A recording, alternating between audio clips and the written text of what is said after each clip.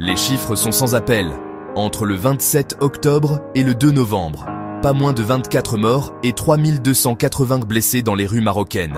Les zones urbaines, en particulier, sont le théâtre d'une violence sourde sur les routes. Parmi ces blessés, 125 sont dans un état grave. En tout, ce sont 390 accidents qui ont eu lieu, avec des facteurs de risque évidents. Un climat de conduite imprudente, d'excès de vitesse et d'alcool au volant qui ne cesse de faire des victimes. Ce bilan reflète un problème récurrent que les autorités ont du mal à enrayer. Pourquoi ces chiffres continuent-ils d'exploser? La réponse semble évidente. Comportement irresponsable, non-respect des distances de sécurité, changement de direction sans signaler, conduite en état d'ébriété, dépassement dangereux et passages au feu rouge. Voilà le cocktail explosif qui mène chaque semaine à des dizaines de drames.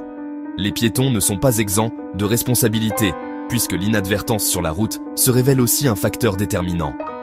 Malgré la répression, les mentalités n'évoluent pas assez vite. L'alcool et la vitesse excessive demeurent les facteurs principaux de ces tragédies, révélant un manque de sensibilisation et de fermeté dans l'application des règles. La DGSN ne reste pas les bras croisés. En une semaine, les autorités ont dressé 49 788 contraventions et soumis 8 720 procès-verbaux au parquet, avec des amendes totalisant près de 9 millions de dirhams. Pour autant, ces efforts ne semblent pas suffisants face à l'ampleur du problème. 4 636 véhicules ont été mis en fourrière et 8 720 documents de circulation retirés. Mais la question reste ouverte. Les sanctions sont-elles assez dissuasives?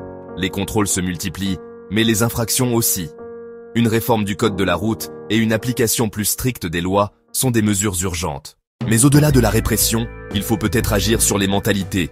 Comment inverser cette spirale mortelle? Si cette question t'intrigue et que tu penses qu'on peut mieux faire, abonne-toi.